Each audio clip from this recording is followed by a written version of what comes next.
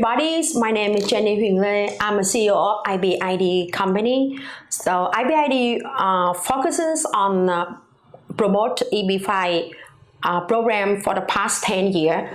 And recently we received a lot of inquiry asking about the rural EB-5 project. So today I had the opportunity to discuss with Matthew Galati, a US lawyer, for the benefits, advantages, as well as the advantages of EB-5 rural projects. So, a lot of the potential EB-5 investor from Vietnam, they are considering about whether or not they do with the rural EB-5 projects or non-rural EB-5 projects. Right. Because in terms of 20% of visa allocation, sure, from the government to rural projects. So can you give us more details about what does that mean? And yeah, absolutely. So as we all know, the EB-5 program, according to USCIS, went away for about 9 months in 2021 to 2022. And then new legislation called the EB-5 Reform and Integrity Act, or RIA, revived the program. One of the RIA's provisions was this idea of separating the processing between high unemployment, for lack of a better term, regular, and rural projects, right? Rural projects are supposed to be given something called priority processing, right? Now, that's not defined by statute, and we do not have regulations yet or guidance really defining what that means. In practice, though, we have seen new investors from 2022, 2023 even, investing in rural projects and getting approvals significantly faster than we have seen in recent EB-5 history. So since you just mentioned that USCIS adjudicate really fast on I-526 new cases. 526Es, yeah 526. So it means that USCIS also prioritize in adjudications the rural applications, or it's just in terms of visa allocation as the US consulate or US embassies? Yeah, so as of mid-November 2023, the answer is both.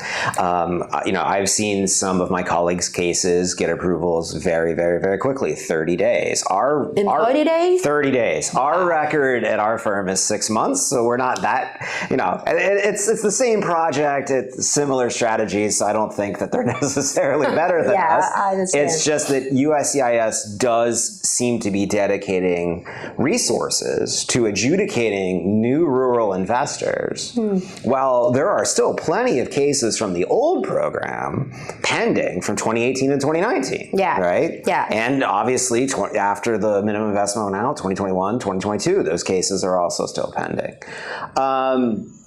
So at the end of the day, at least as of now, it seems that a rural project would be a faster route to the United States. This could change in the future, but as of now, it seems that way. Now, you're right. So one of the things the RIA did is it carved out 32% of the EB-5 visas that were available for everybody in the old program and set them aside for new investors, right?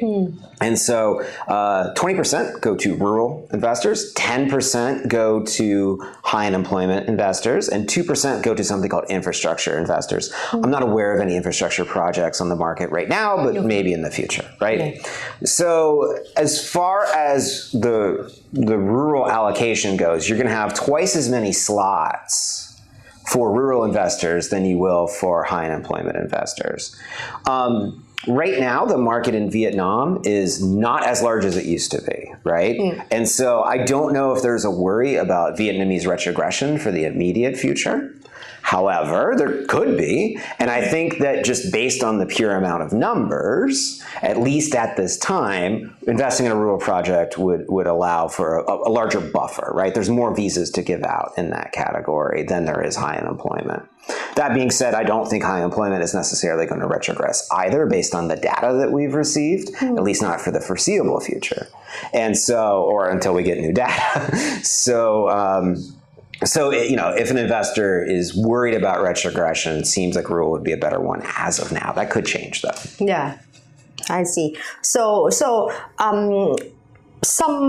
investor question that what kind of projects is qualify defined as rural projects, and what kind of projects are it's regular projects. So I want to know what's different about that? Yeah, sure. So remember that, for lack of a better term, a regular project is going to be a project that is going to be priced at 1.05 million, right? Yeah. Now, if I'm a regional center, I'm not going to move forward with a project like that. I know some might, but I think it would be a difficult sell to get an investor to invest at 1.05 million as opposed to 800,000 when they have the same green card, right? Yeah. So, Agree. So I think that most investors are going to be deciding between targeted employment area, high unemployment, rural, and then looking at the infrastructure set aside. But again, I'm not aware of any projects on the market with that, at least as of today. Okay, so let's talk about the two differences. High unemployment means that the principal place of the activity of the project, so if we're going to build a hotel, where we're building the hotel, is in a census tract that has 150% of the national average unemployment, right? So very similar to the old program. The difference, though, is under the new program, you can't string together 1 million census tracts and put a project in Wall Street in New York City or anything like that. Those days, unfortunately, are over, right? Yeah. A rural project needs to be in a town of less than 20,000 people and outside of a metropolitan statistical area. I see. So that's the difference there. So let me give you a personal example. I'm principal of the Galati law firm. Our headquarters is in Elkins Park, Pennsylvania. Elkins Park, Pennsylvania has about 8,000 people that live in it, right? So you might be thinking, oh, rural project. This is a rural project? Elkins Park, Pennsylvania is adjacent to the city of Philadelphia, right? I could take a football from Elkins Park and throw it into Philadelphia, right? So that's part of the Philadelphia metropolitan statistical area. So Elkins Park would not qualify, right? It would not qualify. However, I was born in very rural Pennsylvania, where there's more deer than people, and the closest city would be Pittsburgh, which is 3 hours away. Okay, that would definitely qualify for rural because it's pretty much all just forest and deer and elk and wildlife, right? So there are plenty of rural projects on the market right now that are going to be far away enough from cities, like large cities like Pittsburgh or Philadelphia, like I mentioned, that will qualify as rural. And then, of course, the actual city or town they need to be in also needs to be less than 20,000. So rural projects in terms of population. So since you just mentioned this, the population have to be less than 20,000 people. So what kind of project actually invested in less population like this? Well, I've seen an enormous amount of creativity from regional centers in investing in rural projects. And it's not necessarily we've seen a lot of EB-5 development in Times Square, New York, for example, right? Building a high-end hotel in the past, right? And those days, I think, are over. Yeah. But unless that area gets high unemployment, which seems extremely unlikely, right? Yeah. But we've seen them be very creative.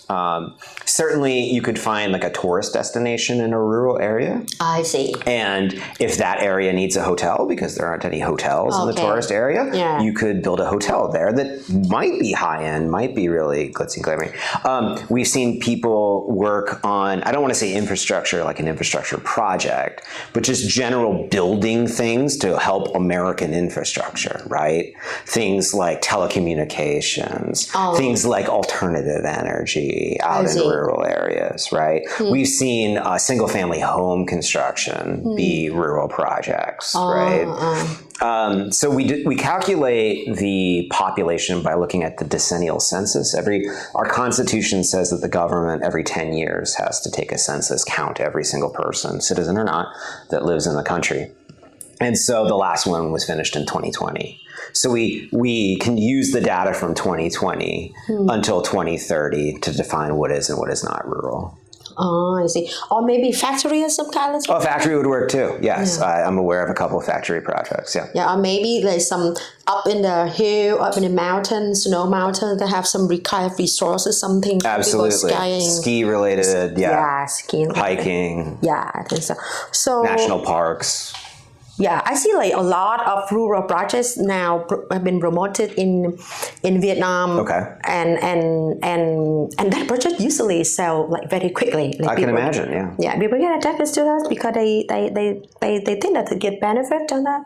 And based on your information, I really think that is some kind of benefits for those who are worried about retrogression later, or maybe like want to go to the US like as soon as possible, due to the children go to high school, go to university, and so maybe alternative way of for those who have been waiting for like 5 to 6 years, waiting for the previous EB-5 application, waiting for adjudication from USCIS, and maybe they can file a management, get the case.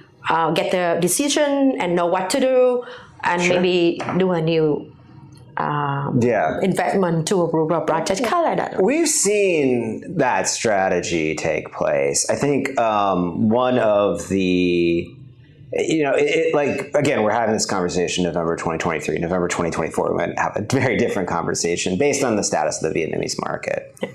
But it's taken a while for EB-5 to recover after losing the program for 9 months, having it come back. People, needed time to understand how the program would work, how to put together the offerings, how to adapt to a new market. And, I agree with virtually everything that you said, that if I'm a Vietnamese investor and my goal is to get to the United States as quickly as possible and to avoid retrogression, based on the data, based on the trends that we've been seeing, I think rural makes sense as of today.